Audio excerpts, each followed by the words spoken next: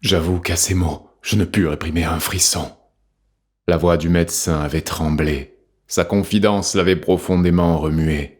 Très excité, Holmes se pencha en avant, son regard brillait d'une lueur dure, aiguë, que je lui connaissais bien. « Vous avez vu cela ?»« Aussi nettement que je vous vois. »« Et vous n'avez rien dit. »« À quoi bon ?»« Comment se fait-il que personne d'autre ne l'ait vu ?» Les empreintes se trouvaient à une vingtaine de mètres du corps. Personne ne s'en est soucié. Si je n'avais pas connu la légende, je ne m'en serais pas soucié davantage. « Y a-t-il beaucoup de chiens de berger sur la lande ?»« Bien sûr, mais ce n'est pas un chien de berger. »« Vous dites qu'il était gros ?»« Énorme. »« Mais il ne s'est pas approché du corps ?»« Non. »« Quelle sorte de nuit était-ce ?»« Humide et froide. »« Il ne pleuvait pas ?»« Non. »« À quoi ressemblait l'allée ?»« Elle s'étend entre deux rangées de vieux ifs taillés en haie, 4 mètres de haut, impénétrables. L'allée par elle-même a 2,50 mètres de large environ. »« Il n'y a rien entre les haies et l'allée ?»« Si, une bordure de gazon de chaque côté, près de 2 mètres de large. »« J'ai cru comprendre qu'en un endroit, la haie d'if est coupée par une porte ?»« Oui, une porte à claire-voie qui ouvre sur la lande. »« Pas d'autre porte ?»« Aucune. » Si bien que, pour pénétrer dans l'allée des ifs, n'importe qui doit la descendre en venant de la maison ou passer par la porte à claire-voie ? À l'autre extrémité, il existe une sortie par un pavillon. Sir Charles l'avait-il atteint ? Non, il s'en fallait d'une 50aine de mètres. À présent, dites-moi, docteur Mortimer, et ceci est important. Les empreintes que vous avez vues se trouvaient sur l'allée et non sur le gazon ? Aucune empreinte n'était visible sur le gazon. Se trouvaient-elles du même côté de l'allée que la porte à claire-voie sur la lande ?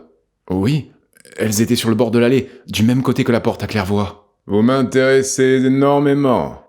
Un autre détail. La porte à claire-voie était-elle fermée ? Fermée au cadenas. Sa hauteur ? 1,25 m environ. Donc franchissable par n'importe qui ? Oui. Et quelles traces avez-vous relevées auprès de la porte à claire-voie ? Aucune en particulier. Grand Dieu ! Personne ne l'a examiné ? Si, moi. Et vous n'avez rien décelé ? Tout était très confus. Sir Charles s'est évidemment arrêté là, pendant 5 ou 10 minutes. Comment le savez-vous ? Parce que la cendre de son cigare est tombée 2 fois. Excellent ! Voici enfin, Watson, un confrère selon notre cœur.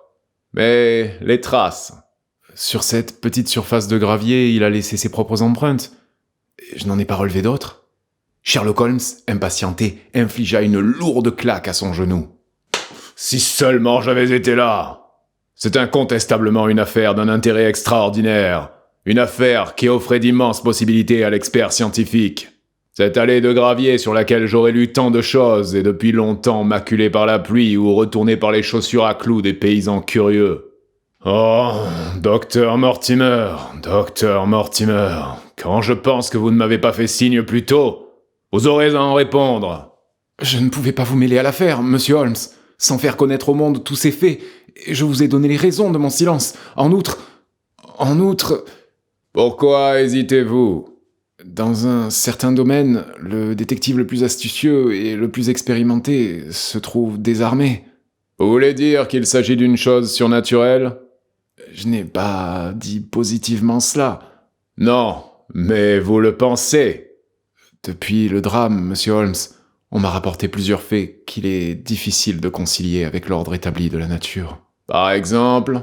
Je sais qu'avant ce terrible événement, plusieurs personnes ont vu sur la lande une bête dont le signalement correspond au démon de Baskerville, et qui ne ressemble à aucun animal catalogué par la science. Toutes assurent qu'il s'agit d'une bête énorme, quasi phosphorescente, fantomatique, horrible. J'ai soumis à ces témoins une sorte d'interrogatoire contradictoire. L'un est un paysan têtu, l'autre un maréchal ferrant, un troisième un fermier. Tous les 3 ont été formels. Ils m'ont raconté la même histoire d'apparition, et le signalement de cet animal correspond point par point à celui du chien diabolique. La terreur règne dans le district, et il ne se trouverait pas beaucoup d'audacieux pour traverser la lande à la nuit. Et vous, homme de science expérimenté, vous croyez qu'il s'agit d'un phénomène surnaturel ? Je ne sais pas quoi croire. Holmes haussa les épaules. Jusqu'ici, j'ai limité mes enquêtes à ce monde. D'une manière modeste, j'ai combattu le mal. Mais m'attaquer au diable en personne pourrait être une tâche trop ambitieuse. Vous admettez toutefois que l'empreinte est une chose matérielle ? Le chien, à l'origine, a été assez matériel lui aussi pour arracher la gorge d'un homme. Et cependant, c'était une bête sortie de l'enfer. Je vois que vous vous rangez parmi les partisans d'une intervention surnaturelle. Dites-moi, docteur Mortimer, si vous partagez ce point de vue, pourquoi êtes-vous venu me consulter ? Simultanément, vous me dites qu'il est inutile d'enquêter sur la mort de Sir Charles et que vous désirez que je m'en occupe. Je ne vous ai pas dit que je désirais que vous vous en occupassiez. Alors, comment puis-je vous aider ? En me donnant votre avis sur ce que je dois faire avec Sir Henry Baskerville, qui arrive à la gare de Waterloo. Le docteur Mortimer regarda sa montre. Dans 1h15, exactement. Il est l'héritier ? Oui. Après la mort de Sir Charles, nous nous sommes enquis de ce jeune gentleman et nous avons découvert qu'il avait fait de l'agriculture au Canada. D'après les renseignements qui nous sont parvenus, c'est un garçon très bien à tous égards. Maintenant, je ne parle plus comme médecin, mais comme exécuteur du testament de Sir Charles. Il n'y a pas d'autres prétendants ? Non. Le seul autre parent dont nous avons pu retrouver la trace était Roger Baskerville, le plus jeune des 3 frères dont le pauvre Sir Charles était l'aîné. Le second frère, qui mourut jeune, est le père de cet Henry. Le troisième, Roger, était le mouton noir de la famille. Il descendait de la vieille lignée des Baskerville dominateurs. Il était le portrait, m'a-t-on dit, de Hugo à la triste mémoire. Il lui fut impossible de demeurer en Angleterre. Il était trop fâcheusement connu. Il s'est enfui vers l'Amérique centrale où il est mort de la fièvre jaune en 1876. Henry était le dernier des Baskerville. Dans 1h05, je l'accueillerai à la gare de Waterloo. J'ai reçu un câble m'informant qu'il arrivait ce matin à Southampton. Monsieur Holmes, quel conseil me donnez-vous ? Pourquoi n'irait-il pas dans le domaine de ses ancêtres ? Qu'il y a là serait naturel, n'est-ce pas ? Et pourtant, veuillez considérer que tous les Baskerville qui l'ont habité ont été victimes d'un mauvais destin. Je suis sûr que si Sir Charles avait pu me parler avant son décès, il m'aurait mis en garde pour que le dernier représentant d'une vieille famille et l'héritier d'une grande fortune ne viennent pas vivre dans cet endroit mortel. Et pourtant, il est indéniable que la prospérité de toute cette misérable région dépend de sa présence. Tout le bon travail qui a été ébauché par Sir Charles aura été accompli en pure perte si le manoir reste inhabité. Je crains de me laisser abuser par mes intérêts personnels. Voilà pourquoi je vous soumets l'affaire et vous demande conseil. Holmes réfléchit un moment. Mise en clair, l'affaire se résume à ceci. À votre avis, un agent du diable rend Dartmoor invivable pour un Baskerville. C'est bien cela ? J'irai du moins jusqu'à dire qu'il y a de fortes présomptions pour qu'il en soit ainsi. Très juste. Mais si votre théorie du surnaturel est exacte, le jeune héritier pourrait succomber aussi bien à Londres que dans le Devonshire. Je ne conçois guère un démon doté d'une puissance simplement locale, comme le sacristain d'une paroisse. Vous traitez le problème, monsieur Holmes, avec plus de légèreté que vous n'en mettriez si vous étiez en contact personnel avec ces sortes de choses. Selon vous, donc, jeune Baskerville sera aussi en sécurité dans le Devonshire que dans Londres. Il arrive dans 50 minutes. Que me conseillez-vous ?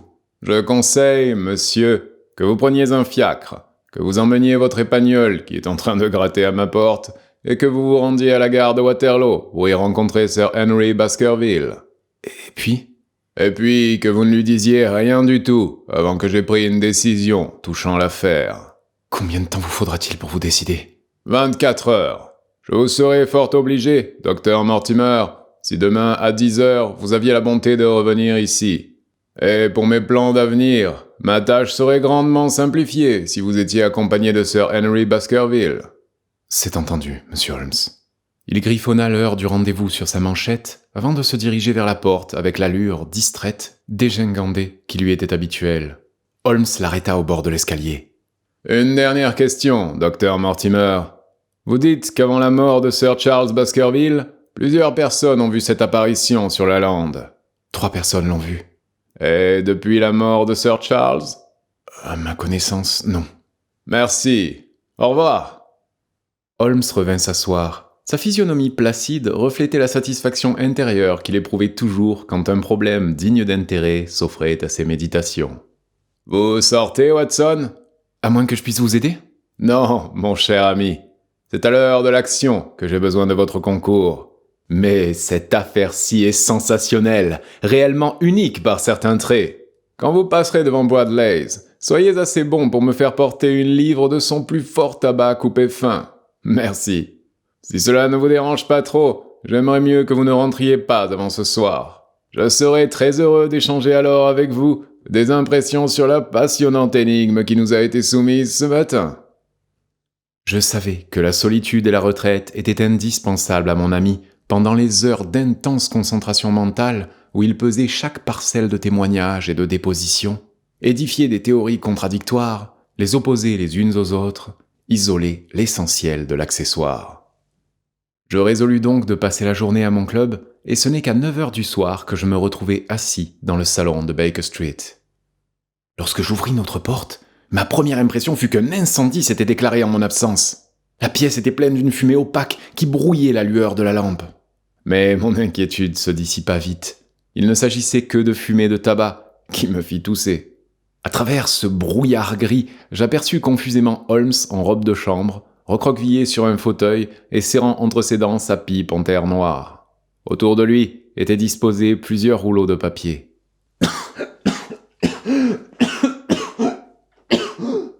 Vous êtes enrhumé, Watson? Pas du tout. C'est cette atmosphère viciée. En effet, l'air est un peu épais. Épais? Il est pas supportable, oui. Ouvrez la fenêtre, alors.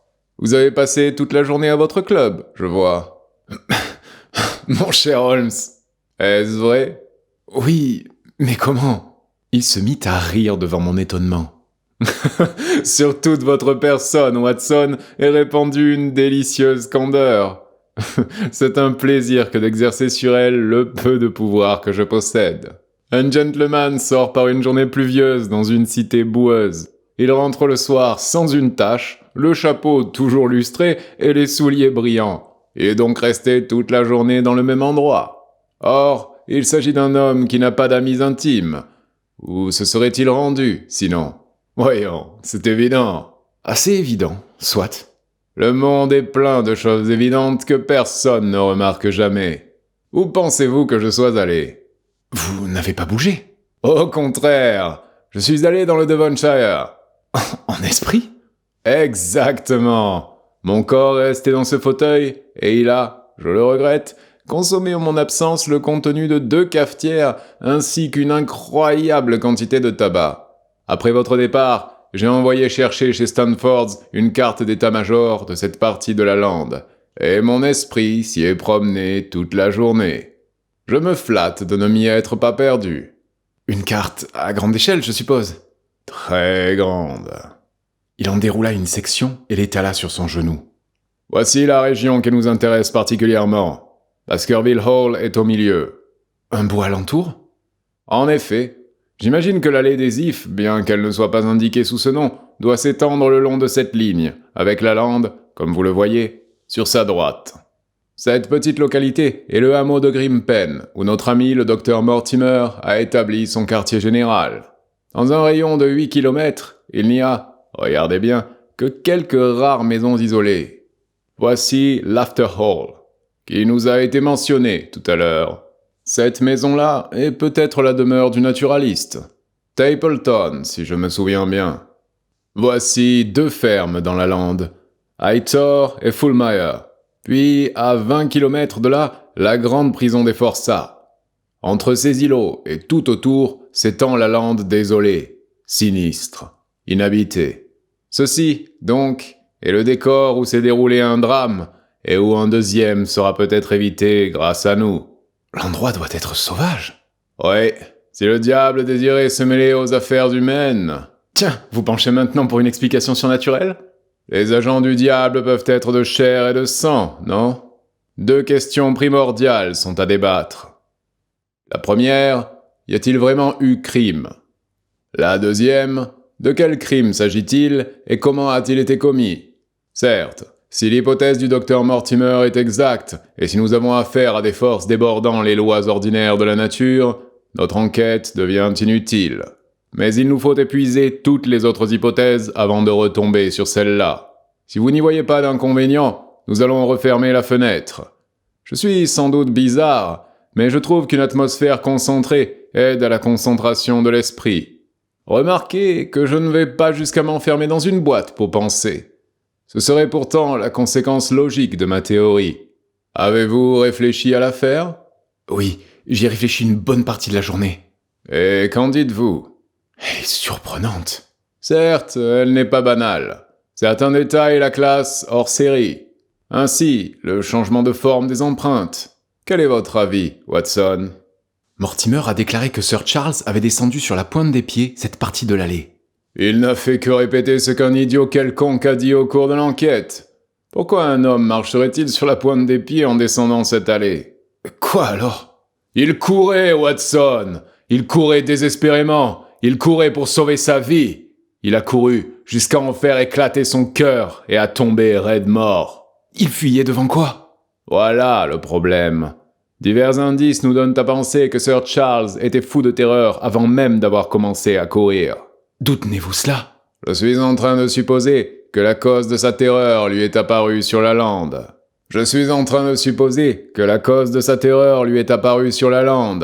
Dans ce cas, probable, seul un homme ayant perdu la tête aura couru en s'éloignant de sa maison, et non en cherchant à rentrer chez lui.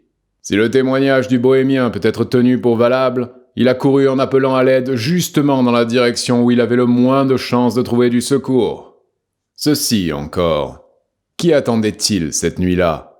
Et pourquoi attendait-il ce visiteur dans l'allée des Ifs plutôt que dans sa maison ? Vous croyez qu'il attendait quelqu'un ?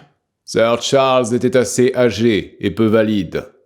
Nous pouvons admettre qu'il aimait se promener le soir, mais le sol était détrempé et la nuit peu clémente. Est-il normal qu'il soit resté là debout 5 ou 10 minutes, comme l'a déduit de la cendre du cigare le docteur Mortimer, lequel a montré là plus de sens pratique que je ne l'aurais espéré ? Mais il sortait chaque soir. Je crois peu vraisemblable qu'il ait attendu chaque soir à la porte de la lande. Au contraire, il évitait la lande. Or, cette nuit-là, il a attendu. Et c'était la nuit qui précédait son départ pour Londres. L'affaire prend forme, Watson. Elle devient cohérente. Puis-je vous demander de me tendre mon violon ? Nous ne parlerons plus de cette tragédie avant que nous ayons eu l'avantage de recevoir demain matin le docteur Mortimer et Sir Henry Baskerville.